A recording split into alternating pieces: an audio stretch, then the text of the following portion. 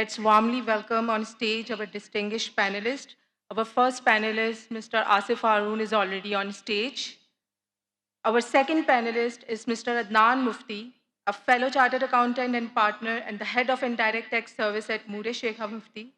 He has over 18 years of practice experience in VAT, GST, and indirect tax advisory.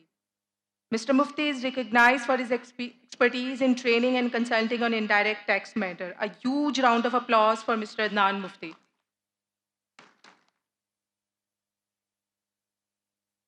Our third panelist is Mr. Asif Kasbati, fellow chartered accountant, FCMA, and holds over 35 years of core tax experience. He is CEO of Kasbati and Company and has also chaired ICAP's Indirect Tax Committee. Served on tax policy committees on the Pakistan Business Council. His deep experience in indirect taxation is invaluable to our discussion. Please put your hands together for Mr. Asif Kasbati. Our moderator for this panel discussion is Mr. Mahmood Bikia, fellow chartered accountant and partner at A.F. Ferguson and Company. He brings extensive experience in tax and advisory services and is well regarded for his insights on regulatory and governance matters. Please welcome Mr. Mahmood Bikia.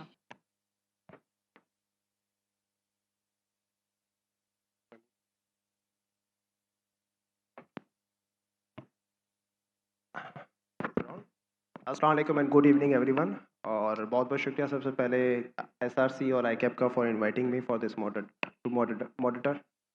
Moderate this session. वैसे ये कहना गलत नहीं होगा कि चाहे किसी Pakistani citizen का टैक्स से डायरेक्टली ताल्लुक़ हो या ना हो, उसकी एक्सपेक्टेशन ज़रूर होती है क्या अमेंडमेंट्स आ रही हैं बजट के अंदर।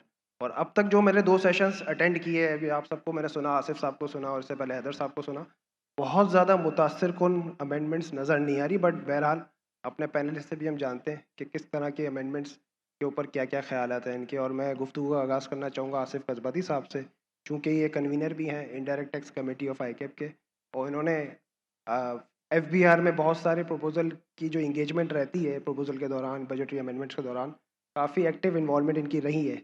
तो पहले तो मैं जानना चाहूँगा कौन सी ऐसी अमेंडमेंट्स थी जो प्रपोजल्स आईकैप की तरफ से गए थे और वो एक्सेप्ट भी हो गए। और उसके साथ साथ एक और सवाल भी मैं रखना चाहूँगा कि आपने देखा होगा जो इस साल का बजट टारगेट कलेक्शन कंप्लीट हो रहे हैं, उसमें तकरीबन 51% रिलायंस है इनडायरेक्ट टैक्स के ऊपर, और इसके अंदर वो टैक्सेस शामिल नहीं है जो कि इनकम टैक्स है और इनडायरेक्ट मीन से कलेक्ट किया जा रहा है। और अगले साल की भी जो एंटिसिपेटेड नंबर है वो मोर और लेस इतने ही है। तो क्या इसमें आपको लगता है this is the right approach, या क्या फैक्टर्स ऐसे हैं जो कि चैलेंज क्रिएट कर रहे हैं to balance this equation? Bismillahirrahmanirrahim. Thank you, ICAP, for engaging us over here for a short period. ठीक है, जहाँ तक हम लोग फेडरल बोर्ड ऑफ रेवेन्यू गए, 6 मेंबर डेलीगेशन में आ गया और I have to take care of indirect taxes, उसमें बहुत सारी अमेंडमेंट तो हम प्रपोज करते हैं, लेकिन सारी अमेंडमेंट IMF एज़ यूजुअल जिस तरह से लोगों ने बातें की वो मसाइल थे, और मेरे साथ खालिद साहब भी थे और दीगर लोग भी थे कराची से बात करें तो। और जो प्रपोज़ल एक अच्छी एक्सेप्ट हुई है वो ये है कि जो 37A है सेक्शन जिसके अंदर इन्वेस्टिगेशन होती है, और तो हमारा प्रपोज़ल ये था कि जिसकी इन्वेस्टिगेशन एक दफ़ा हो जाए वो तो नॉर्मल असेसमेंट में दोबारा नहीं आना चाहिए, या डबल जेओपार्डी या मल्टीपल असेसमेंट नहीं होनी चाहिए। तो वो उन्होंने स्पेसिफिकली 11D से 11E से एक्सक्लूड कर दी है। अकॉर्डिंगली वी अंडरस्टैंड कि उसकी डबल जेओपार्डी नहीं होगी। आपके आम जबान में बात करूं कि जिसको एक दफ़ा चूना लगा दिया गया उसका दोबारा चूना नहीं लगाया जाएगा। बाकी रहा मसला जो आप मसले मसाइल की बात कर रहे हैं, और मसले मसाइल इस साल फेस करते हैं, पिछले साल फेस किए और आइंदा भी फेस करते रहेंगे, कि जिसकी वजह से अगर बजट में अबाउट 40% इंक्रीज़ हो रहा है तो मेरी और आपकी जेब से जाएगा।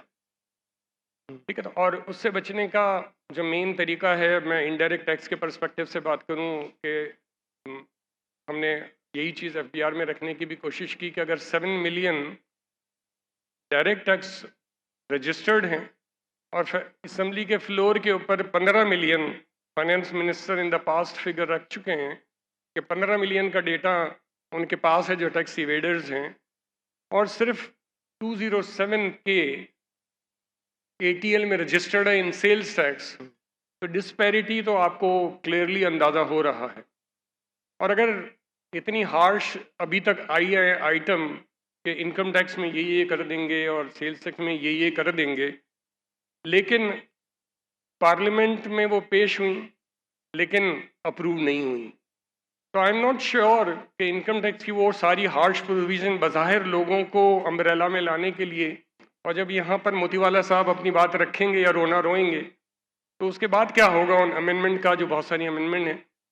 तो मेरा ख्याल ये है कि वो सारी अमेंडमेंट अल्लाह करे अप्रूव हो जाएं, और अल्लाह करे वो जो कोशिशें हैं गवर्नमेंट की कि अनरजिस्टर्ड को रजिस्टर्ड के अम्ब्रेला में ले आएँ, ताकि हम सब अगले साल के बजट में अय्याशियाँ करें, मतलब कम से कम 10% 20% हम सबको रिलीफ मिले। ठीक, तो ये मेजर एलिमेंट है इकोनॉमी को ओवरऑल बेहतर करने का। दूसरा एलिमेंट करप्शन है कि हम सब जानते हैं कि कितनी करप्शन है टैक्स डिपार्टमेंट में, और एक्स चेयरमैन हमारी ये स्टेटमेंट दे चुके हैं कि अगर 75% स्टाफ को निकाल दिया जाए, और निकाला भी नहीं जाए, उनको घर बैठने का बोल दिया जाए कि सैलरी आपको घर में मिल जाएगी, तो करप्शन कम हो जाएगी।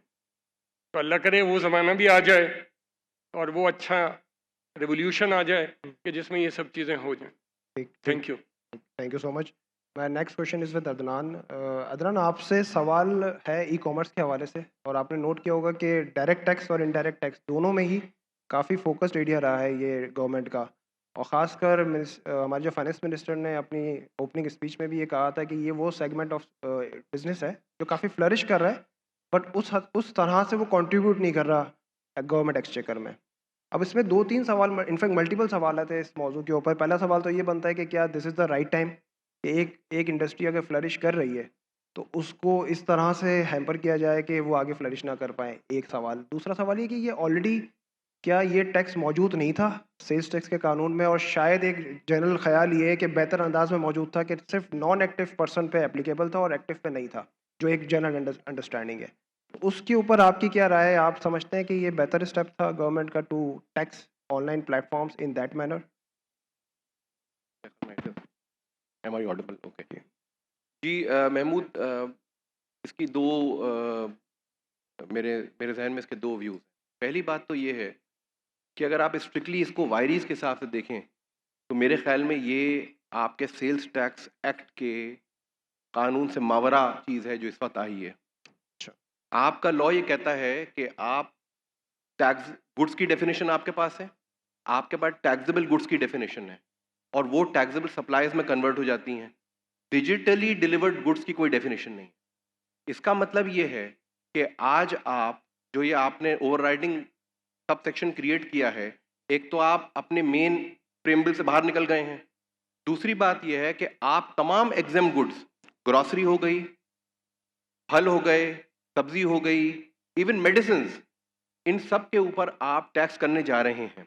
मेडिसिन पे तो आप समझ लें डबल जोपार्डी है। वो अगर टैक्स लगाएगा तो 1% लगाता, और आप 2% काट रहे हैं। तो ये एक तो सबसे पहली बात तो हमें ये देखना पड़ेगा कि ये स्टैंड कहाँ करता है आपकी सारी अमेंडमेंट। एंड माजरत के साथ मैंने कई इंस्टेंसेस देखे हैं। एक इंटेलेक्चुअल फेलियर भी मुझे नजर आया है इस वक्त एफबीआर के अंदर। ड्राफ्टिंग के अंदर बहुत फ्लॉज हैं, प्लेसमेंट्स के बहुत फ्लॉज हैं। मतलब आपको अब ये कहना पड़ रहा है कि 236G की बेसिस पर मैं किसी को बेस्ट जजमेंट कर दूंगा। This right has always been vested with you, and not only for the distributors, for everyone who is liable to be taxed and not coming into the tax net. दूसरी बात देखिए, मेरी नज़र में अगर के आपको ये करना ही था तो आपको शॉर्टकट या कॉम्प्रोमाइज नहीं करना चाहिए था। अब हमारा मसला ये है कि हम हमेशा जो है ना, चूंकि आपका कैश फ्लो बेसिस पर आपकी पॉलिसी बनती है कि यार पैसे कहाँ से जल्दी आएंगे। आप क्या करते हैं? आप कहते हैं जी शनाख्ती कार्ड मत दो, रजिस्ट्रेशन मत लो, फर्दर टैक्स ले लो 4%। आप कहते हैं ठीक है जी बिजली के बिल पे ले लो, ठीक है। आप कहते हैं जी एक्स्ट्रा टैक्स ले लो। तो आप हमेशा जो है ना, एफबीआर की जो पॉलिसी है ना, वो ये होती है शॉर्टकट की, कॉम्प्रोमाइज की। आज आपको ये करना चाहिए था कि आप इसको 18% पे टैक्स करते। 2% की जरूरत क्यों थी? यानी कि फॉर एग्जांपल मैं चेयरमैन साहब की तकरीर सुन रहा था, उसमें उन्होंने एग्जाम्पल दी कि जी मैं जूता लेने जाता हूँ, जो दुकान से 18% मिलता है, ऑनलाइन मंगा लेता हूँ तो कोई पैसे नहीं लगते। ठीक है, तो आप इसको 18% टैक्स क्यों नहीं करते? And then as a deterrence आप ये कह सकते थे कि जी फिनटेक वो इफेक्ट नहीं करेगा, पेमेंट को ट्रांसफर नहीं करेगा जब तक कि आपका रजिस्टर्ड स्टेटस या एक्टिव स्टेटस नहीं होगा। तो आप 2% पे क्यों गए क्यों हैं? बिकॉज ऑफ द फैक्ट कि आपको ये है कि ये पैसे जल्दी मिल जाएंगे। तीसरी बात जो रजिस्ट्रेशन की बात हुई है, मैं आपको बताऊं, मेरे स्टाफ ने मुझे बताया है कि रजिस्ट्रेशन तो इस वक्त इतना मुश्किल हो गया है कि किसी केस में हमारे लोगों से कहा गया कि जी जो ओनर है उसकी बीकॉम की डिग्री लेके आई है। अच्छा। Can you imagine? तो मतलब रजिस्ट्रे अब आप ये कह रहे हैं इस वक्त, यानी 1 जुलाई आ रही है, आप कहते हैं जी पूरे पाकिस्तान में जितना इस वक्त ऑनलाइन बिजनेस हो रहा है, तमाम जो नॉन रेजिडेंट है वो रजिस्टर होगा। Where is the procedure? तो I mean I can keep on talking on this, but ये बहुत ही फ्लॉड वो है, और मेरे ख्याल में ये बहुत आपने अच्छा रास्ता दे दिया है। जहाँ तक बात अभी आसिफ ने की थी इनवॉइसिंग की, मेरा अपना ख्याल ये है, I may be wrong, but prima facie मुझे लगता है कि while issuing an invoice, I, as a business, will have to determine whether this invoice is being issued for a customer who is at my shop or whether it is for online customer. अगर online customer है तो मैं sales tax नहीं लगाऊंगा, क्योंकि अगर मैंने sales tax लगा दिया, ठीक है, तो उसको मिलना तो मुझे पैसे को उसके को आसानी से वो भी नहीं मिलेंगे। इनपुट में अलग डिसअलाउ करूंगा, 2% और दूंगा।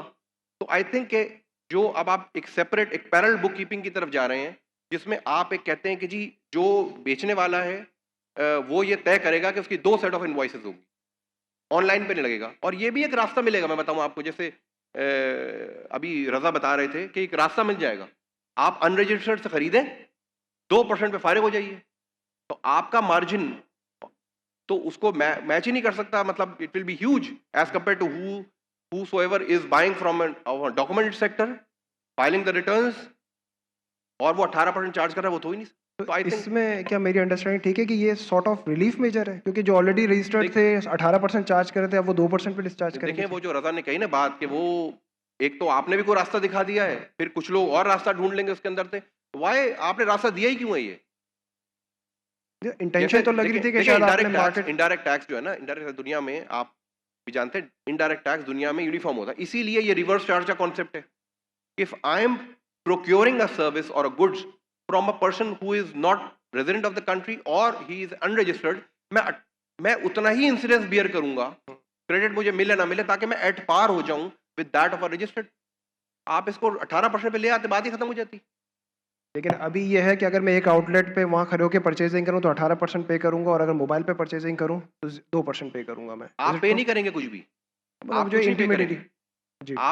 आप तो अगर उसने 2% लोड कर दिया तो ठीक है, वरना अदरवाइज आप विदाउट सेल्स टैक्स, इन सो मेनी वर्ड्स, आप वो ले लेंगे कंसाइनमेंट, और उसके बाद वो फिनटेक 2% पे फारिग कर देंगे। सही और इवन आपको बताऊं, मैं पढ़ रहा था, पीबीए ने, जो पाकिस्तान बैंक एसोसिएशन है, उसने बहुत वेहेमेंटली इसको कंटेस्ट किया है और बड़े कंसर्न शो किए हैं कि जी आपने हमें 1 जुलाई से आपने हमें कहाँ ट्रक की बत्ती के पीछे लगा दिया, कोई सिस्टम नहीं है। तो डिस्प्यूट्स भी आएंगे। देखें गुड्स जो है ना, वो मैंने आपसे खरीदी, वो कोरियर आके मुझे दे के चला गया और पैसे ले गया, और वो हो गया, अब मैंने रिटर्न कर दी, उसमें या रिफंड हो गया, उसका मैकेनिज्म क्या है?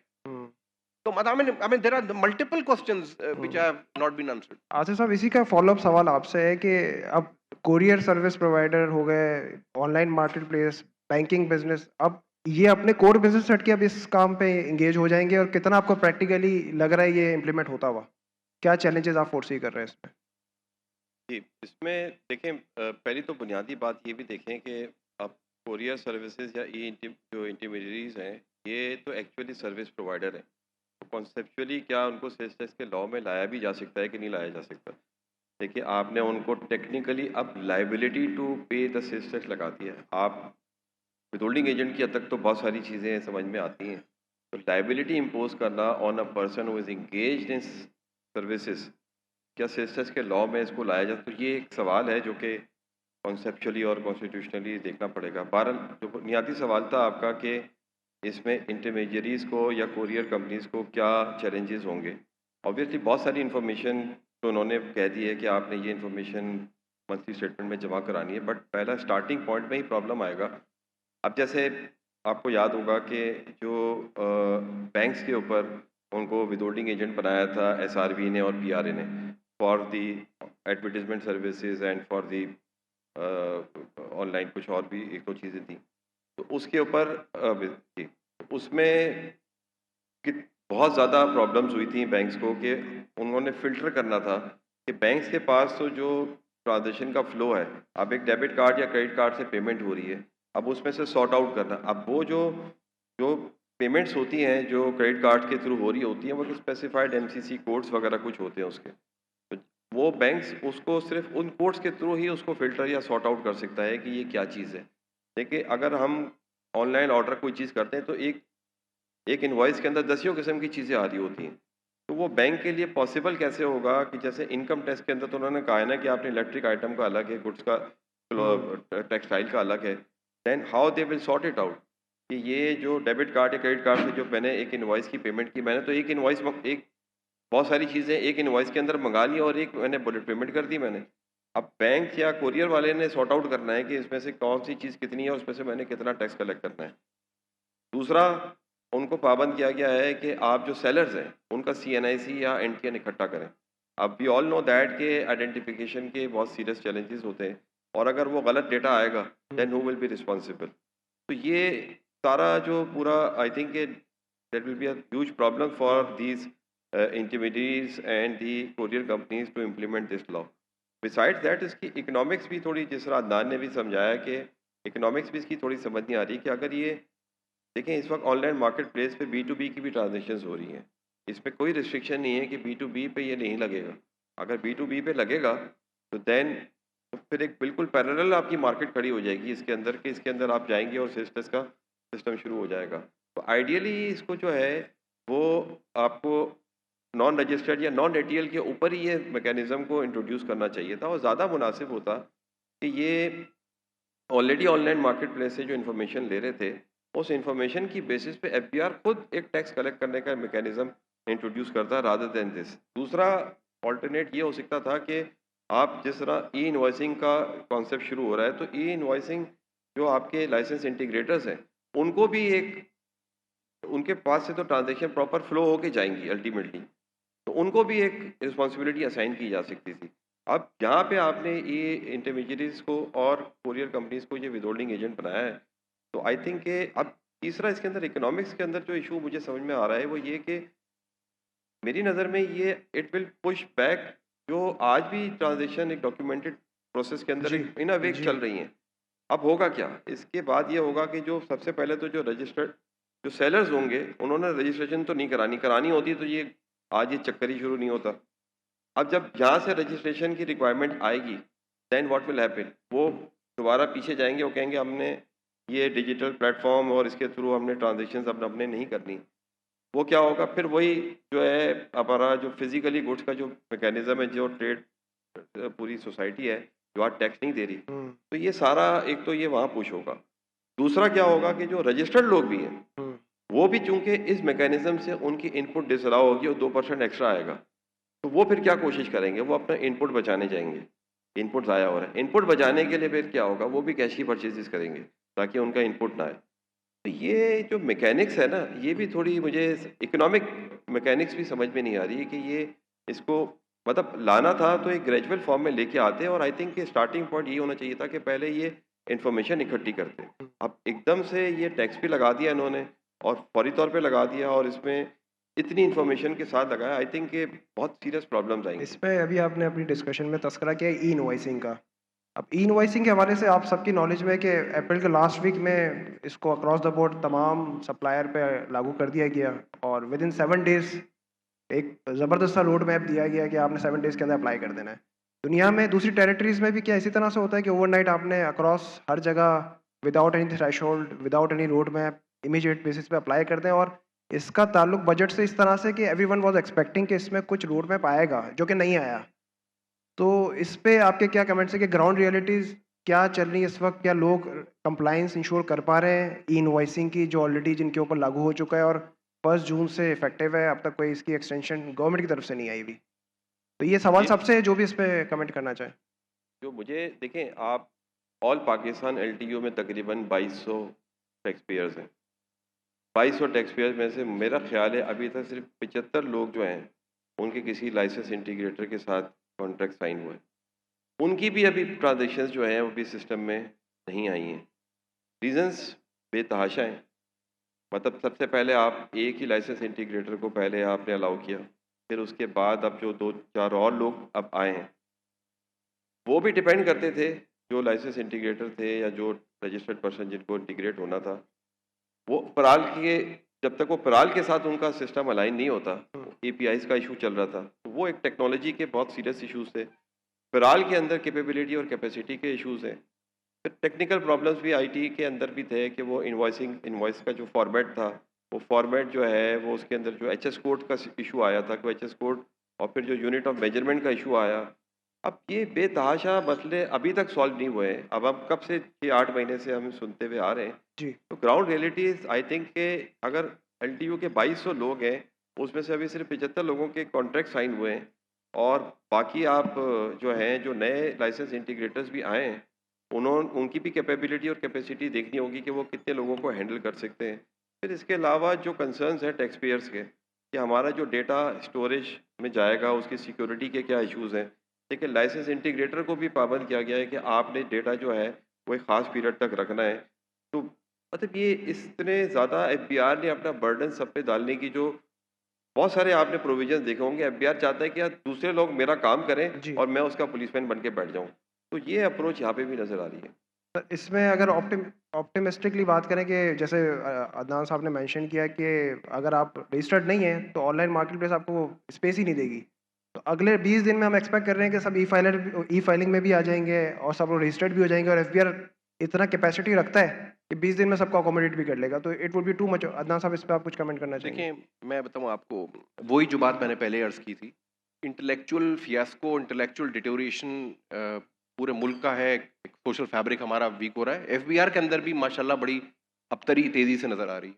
मुझे एक लाइसेंस इंटीग्रेटर ने बताया है कि जो कि एक सेंसिबल बात है कि देयर वाज अ प्लान कि हम सिर्फ जो हाई वैल्यू टिकट आइटम्स हैं सिर्फ उनको इंटीग्रेट करेंगे, जो होना भी चाहिए था। फेज वाइज दुनिया में फेज होता है। वाइज दुनिया, आप उस मुल्क में इंटीग्रेशन की बात करते हैं जहाँ रूरल एरियाज में 12-12 घंटे बिजली नहीं होती, इंटरनेट का पता नहीं है किस वक्त बंद हो जाएगा। तो आप फिर उसके बाद फिर जिसको कहते हैं कि एक स्किल, एक मिनिमम सेट ऑफ स्किल भी चाहिए आपको इन सारी चीज़ों को समझने के लिए। तो उन्होंने कहा जी पहले इरादा यही था कि हाई वैल्यू तो करेंगे। प्राइम मिनिस्टर को एफबीआर ने कोई प्रेजेंटेशन दे दी जो मुझे बताया गया, और प्राइम मिनिस्टर साहब बड़े खुश हुए, एक्साइटेड हुए। उन्होंने कहा जी पूरे मुल्क पे नाफिज कर दो, और इन्होंने नोटिफिकेशन निकाल दिया। जी। तो ये देखें, ये जिस तरीके से आप कह रहे हैं, ये मैं बता दूं आपको महमूद, ये अगले 5 साल भी नहीं होगा, एक्सटेंशन आती रहेगी, don't worry, there is no problem. इतना बड़ा क्योस है। मतलब मुझे तो बहुत लोगों ने ये कहा है कि जी हम एक काम करते हैं, हम वी विल गो विद प्राल, जी। हम प्राल को लिख देते हैं, if they don't come back to us will have the letter with us acknowledge के भाई हमने तो कहा रखा है आ जाओ, तुम आते नहीं हो। जी। तो मतलब ये ऐसे नहीं होगा। ये बस जिसको कहते हैं, जैसे आसिफ कह रहे हैं कि भाई एफबीआर की आदत है कि जी बिजली वाला जो है वो पैसे ले ले और बैंक भी कलेक्ट कर ले। अब वो प्रॉपर्टी वालों को कह दिया कि जी मैं तुम्हें बता दूंगा, जब सारी बातें आपके पास इंफॉर्मेशन मौजूद है कि ही इज नॉन फाइलर, तो why don't you go after him. Sir 2021 में आया था ना online market place for non active person, जी। 4 साल हो गए, अब तक तो कोई एक्शन होता हुआ नजर नहीं आया। तो खैर आसिफ कदवाई साहब, आप इसमें कुछ ऐड जी, करने से साथ साथ एक और सवाल भी साथ में जी, फॉलोअप देता हूँ मैं आपको कि बिल्कुल जी। टैक्स फ्रॉड को इस बार जो गवर्नमेंट का क्लेम है वो ये है कि हमने इसको रिवैम्प किया है, इसको रैशनलाइज किया है, और जितने भी कोरेसिव मेजर्स इसके कॉन्सिक्वेंशियल रखे हैं वो भी रैशनलाइज किए गए हैं। आप किस हद तक इस बात से एग्री करते हैं, कंसिडरिंग कि आप CFOs एंड CEOs का नाम बाकायदा उस सेक्शन में डाल दिया गया है कि अगर कल को कोई एक्शन लेना हुआ तो these are the guys जिनके खिलाफ एक्शन हो सकता है? इसमें पहले तो मैं इनके पॉइंट को आगे बढ़ाऊंगा कि इनकम टैक्स में बड़ी अच्छी प्रोविजंस हैं कि रूल में कोई भी चेंज आएगा तो स्टेक होल्डर से 7 to 15 डेज पहले ड्रॉप SRO आएगा, फिर फाइनल SRO आएगा। ICAP कंसिस्टेंटली एफबीआर को कह रहा है कि इनडायरेक्ट टैक्स रिजीम में जहाँ रेट चेंज का मसला ना हो, रेट चेंज का मसले में मैनिपुलेशन का इशू आएगा ना, लेकिन जहाँ रेट चेंज का इशू ना हो वहाँ कम से कम 7 to 15 डेज़ का स्टेक होल्डर से एक ड्राफ्ट SRO आए, स्टेक होल्डर से व्यूज़ लिए जाएं, उसके बाद इसकी इम्प्लीमेंटेशन की तरफ मामला होगा, ताकि एक तो ये कि एफिडेविट वाला मामला लेते हैं जहाँ यही CFO का मसला यही वाला आया जो फ्रॉड के केस जी, में जी। था, और एक LTU के जितने भी क्लाइंट्स थे उनको और बहुत सारे दीगर क्लाइंट्स को भी जो है बीच लग्जरी होटल में हाउसफुल हॉल में बुलाया गया और बड़ी लंबी धमाका खेज तकरीर की गई और डराया गया और कहा गया कि हम अंदर कर देंगे और ये कर देंगे और वो कर देंगे।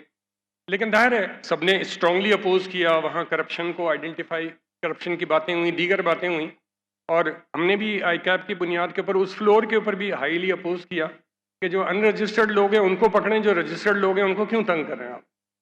और अल्हम्दुलिल्लाह सब ने अपोज किया, पूरे पाकिस्तान ने अपोज किया, ICAP ने लेटर लिखे, उसके नतीजे में ये एफिडेविट की स्टोरी ब्यूरो पे आ गई। जिस तरह से हमारे दीगर माहिरीन बात कर रहे हैं, इसी तरह से हम ई-कॉमर्स की बात करें तो ई-कॉमर्स में इस हद तक तो FBR पैच लगा देगा लीगल पॉइंट के ऊपर कि अगर ये सेल्स टैक्स में नहीं आता तो फेडरल एक्साइज में ले लो इसको, फेडरल एक्साइज में नहीं आता तो ICO में ले लो, और ICO में मसले मसाइल हैं तो बाकी प्रोविंसेस अपना अपना स्टेक ले लें, लेकिन वो सारी कॉम्प्लिकेशन, फिर उसकी हार्मोनाइजेशन, तो वो अपनी जगह इश्यूज आएंगे। असल जड़ यहीं पर है कि ड्राफ्ट SRO आने चाहिए, स्टेक होल्डर से सबसे डिस्कस होना चाहिए, only after then it should be implemented. This should avoid 2-3 things. एक तो ये कि अपोजिशन खामखा की क्रिएट नहीं होगी, फजूल FBR को हर दफा यू टर्न नहीं मारना पड़ेगा। U turn is not a good term nowadays.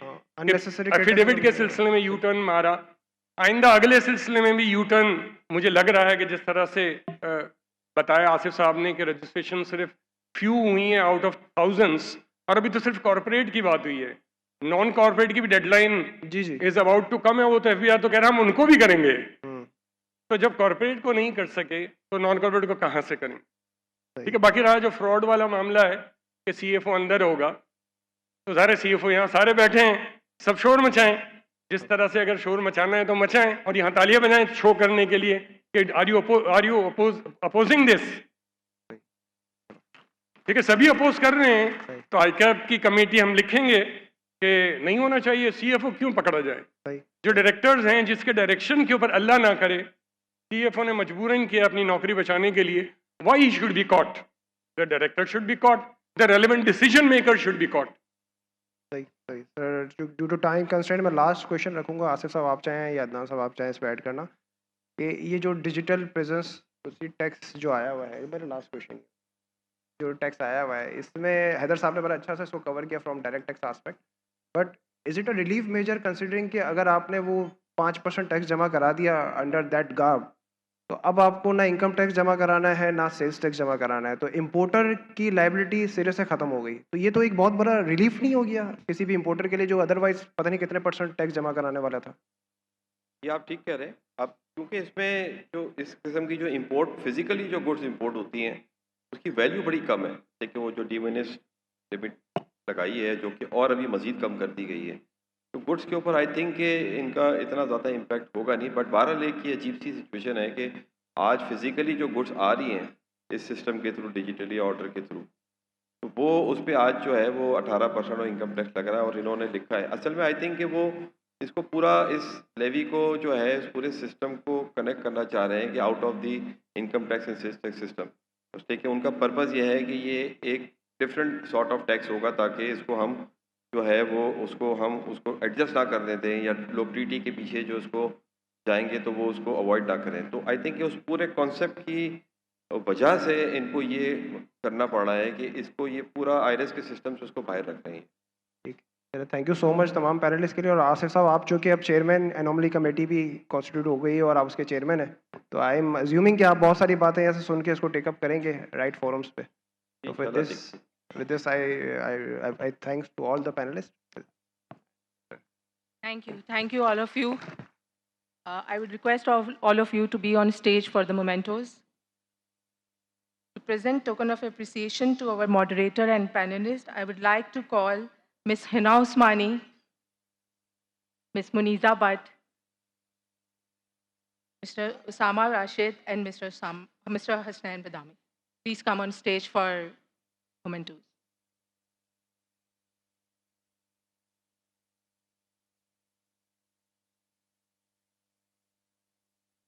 Now I would request Ms. Huna Usmani to present the memento to Mr. Asif Haroon. Dear audience, please have a huge round of applause for all of our panelists and moderators. Now I would request Ms. Muniza Butt to present the memento to Mr. Adnan Mufti. Now I would request Mr. Usama Rashid to present the memento to Mr. Asif Kaspati.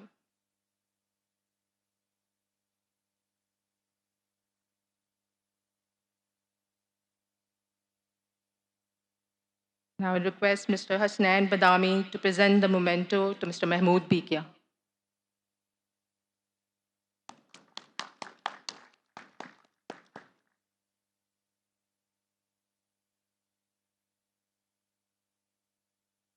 Please be on stage for group photo.